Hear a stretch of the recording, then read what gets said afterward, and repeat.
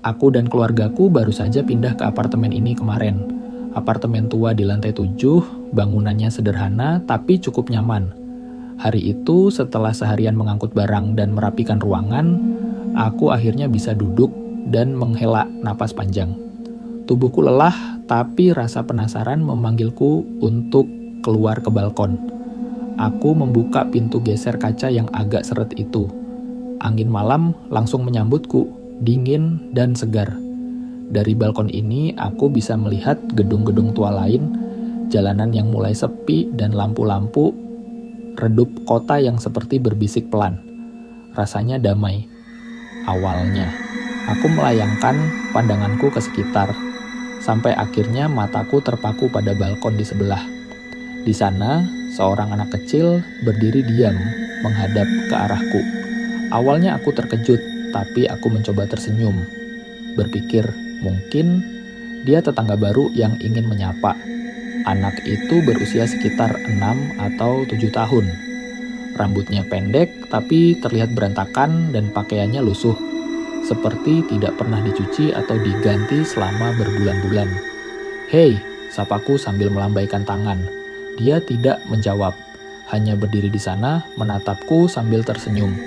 Tapi ada sesuatu yang aneh dengan senyumannya, terlalu lebar, tidak natural. Aku menelan ludah, merasa sedikit tidak nyaman. "Kamu tinggal di sini?" tanyaku lagi. Anak itu tetap diam. Tidak ada anggukan, tidak ada kata-kata. Hanya tatapan itu, tatapan yang menembusku seolah dia tahu sesuatu tentangku yang bahkan aku sendiri tidak tahu. Dingin mulai merayap di punggungku.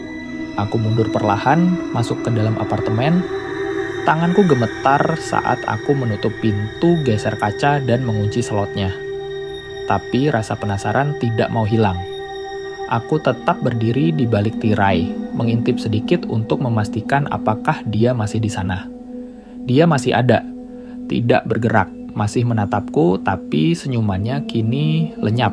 Wajahnya kosong, dingin, tanpa emosi. Ada sesuatu yang salah.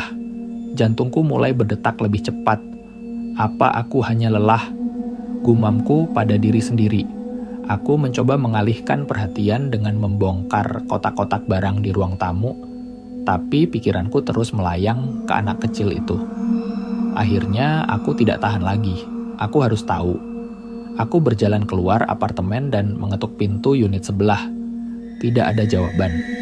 Aku mengetuk lagi, kali ini lebih keras, masih sunyi. Aku hampir menyerah ketika aku mendengar suara dari balik pintu. "Tolong." Suara itu kecil, seperti bisikan seorang anak kecil. Aku membeku di tempat. "Halo, kamu di dalam?" tanyaku dengan suara bergetar. Tidak ada balasan lagi. Aku melangkah mundur, bulu kuduku berdiri. Segalanya terasa salah. Tanpa menunggu lebih lama, aku kembali ke apartemenku dan mengunci pintu rapat-rapat. Napasku berat seperti habis dikejar sesuatu. Aku mengintip lagi melalui tirai kaca. Dia masih di sana, tapi kali ini dia lebih dekat ke tepi balkon. Kepala anak itu sedikit miring ke samping. Matanya menatap lurus ke arahku, seolah-olah dia tahu aku sedang mengamatinya. Aku mundur dengan cepat, membanting tirai ke tempatnya. Tidak, ini tidak mungkin nyata. Mungkin aku hanya terlalu lelah, pikirku. Mungkin aku hanya berimajinasi, tapi malam itu aku tidak bisa tidur. Setiap kali aku menutup mata, bayangan anak itu muncul di pikiranku. Wajahnya, senyumnya yang menyeramkan. Matanya yang seperti menembus jiwaku. Esok paginya, aku memutuskan untuk bertanya kepada tetangga yang sudah lama tinggal di sini. Aku menceritakan apa yang kulihat, berharap dia akan tertawa dan mengatakan bahwa itu hanya anak tetangga yang suka bermain di balkon. Tapi wajahnya langsung pucat ketika aku selesai bercerita. "Kamu melihat anak itu?" Dia bertanya dengan suara pelan. Aku mengangguk. "Ya, dia berdiri di balkon sebelah." Tetanggaku terdiam, lalu menarik napas panjang sebelum menjawab. Anak itu adalah penghuni lama apartemen itu. Dia sering bermain di balkon, tapi suatu hari dia jatuh dan meninggal. Setelah itu, tidak ada yang berani tinggal di unit itu lagi. Orang-orang bilang, dia masih ada di sana menunggu seseorang. Aku tidak tahu harus berkata apa. Dadaku terasa sesak.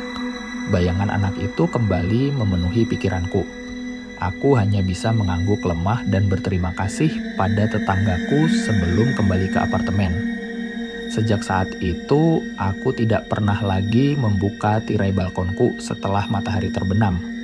Tapi setiap malam, aku merasa dia masih ada di sana, berdiri di balkon sebelah, menatapku, menunggu.